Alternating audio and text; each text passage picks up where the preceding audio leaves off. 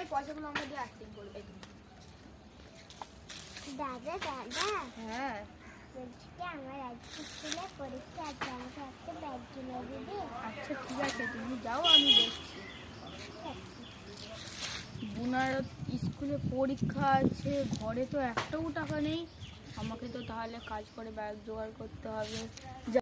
আরে ওই তো কাজে ইট পড়ে আছে, আমাদের ওই ইটগুলোকে তুললে আমাকে যদি কিছু টাকা দেয় তাহলে বোনার ব্যাগ হয়ে যাবে। যাই তুলে দিই। ইট চোর, ইট চোর, ইট তুলে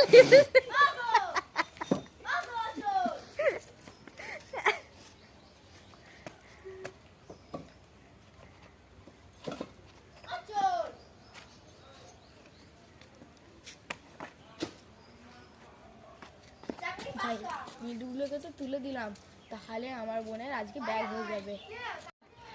কাজ তো করলাম, ব্যাগও হয়ে গেল, এবারে বোনাকে গিয়ে সারপ্রাইজ দেবো।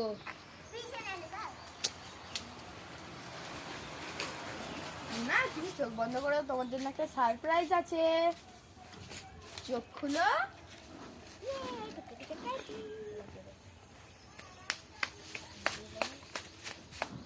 তুমি খুশি তো?